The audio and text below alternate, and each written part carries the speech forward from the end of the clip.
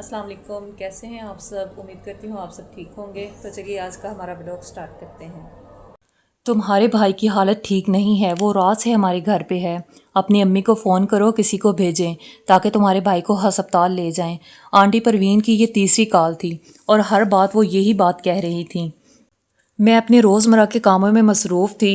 मेरी अम्मी से बात हुई तो उन्होंने बताया कि अहमद मेरा भाई कल से गया हुआ है आंटी परवीन के घर। इसको अपने पैसे वापस चाहिए जो इसने इनको उधार दिए थे। मैंने अम्मी से पूछा आपकी बात हुई है अहमद से, वो ठीक तो है ना।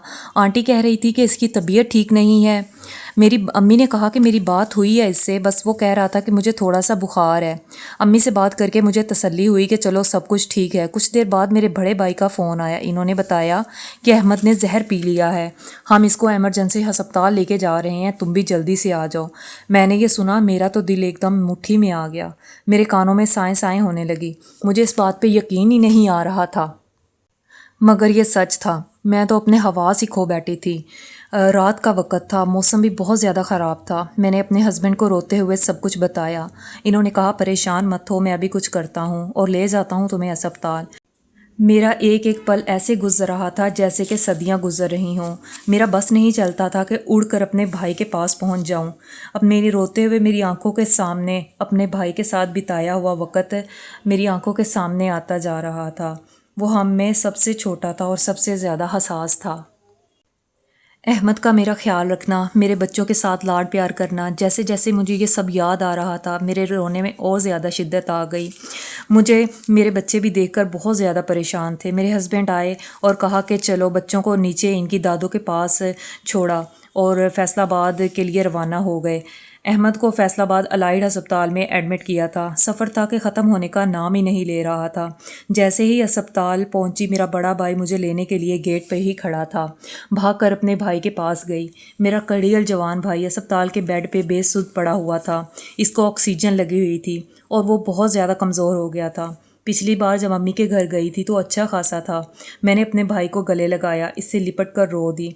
मुझे इससे अपने अब्बू जी के जैसी खुशबू आई।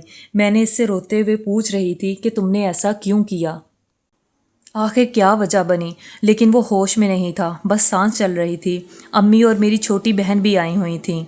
मैंने अम्मी से पूछा तो अम्मी ने बताया कि अहमद अपने पैसे लेने गया हुआ था जो इसने आंटी परवीन के हस्बैंड के पास रखवाए हुए थे।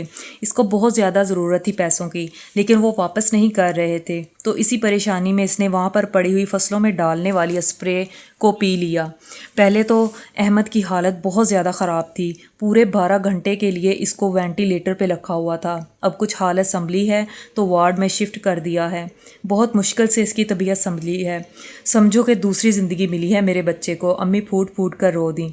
इसके बाद अहमद 1 माह तक अस्पताल में एडमिट रहा, लेकिन वो वक़्त बहुत ज़्यादा मुश्किल और ख़ौफनाक था। अल्लाह ताला कभी किसी ऐसी आजमाइश में किसी को भी ना डाले। इसके बाद अहमद को ज़िंदगी की अहमियत का अंदाज़ा हुआ और सब ने समझाया कि इस तरह जज्बाती होकर अपने जान लेने की कोशिश करना कौन सी समझदारी की बात है। पैसे का क्या है, आज पैसे हैं और कल नहीं। ये पैसे क्या तुम्हारी जान से बढ़कर हैं। इसने सबसे माफ़ी मांगी और अल्लाह के सामने तौबा की अपने इस गुनाह की, और आज वो अपनी नॉर्मल ज़िंदगी गुजार रहा है। इस वाक़े के बाद अम्मी इसके मामले में बहुत ज़्यादा हसास हो गई। हर वक्त इसको फ़ोन करके पूछती हैं कि वो क्या कर रहा है, कहाँ जा रहा है। अम्मी को किसी पल भी सुकून नहीं आता। आज बच्चों के स्कूल से छुट्टी थी, सब बच्चे घर में ही घूम रहे थे। इनके लिए खाना बनाया।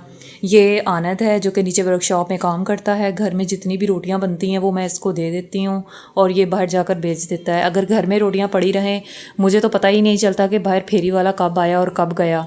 तो ये काफ़ी नज़र रखता है, जब इसको पता चलता है फ़ौरन आ जाता है और रोटियां ले जाकर बेच देता है।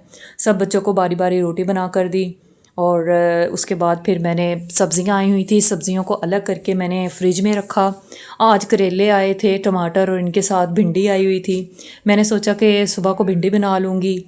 भिंडी बच्चों को कुछ ख़ास पसंद तो नहीं है, लेकिन गर्मियों के मौसम में यही 3-4 सब्ज़ियां तो होती हैं, करेले, भिंडी, अरवी। इनको तो मैं जो भी सब्ज़ी बना दूँ इनको पसंद ही नहीं आती। ये चाहते हैं कि रोज़ाना ही चिकन बना हो। اس کے بعد بچے اپنا اپنا کھانا کھا رہے تھے، میں نے لیپ ٹاپ پکڑا اور اپنے ٹائپنگ کی پریکٹس شروع کر دی۔ میں چاہتی تھی کہ میری ٹائپنگ کی سپیڈ تھوڑی بڑھ جائے۔ مجھے کوئی جاب وغیرہ کا تو نہیں، لیکن مجھے خود ہی ٹائپ کرنے کا بہت زیادہ شوق ہے۔ بچے اپنے اپنے کھیلوں میں لگ گئے اور میں نے تھوڑی دیر آرام کیا۔ آپ کو آج کا ویلوگ کیسا لگا بتائیے۔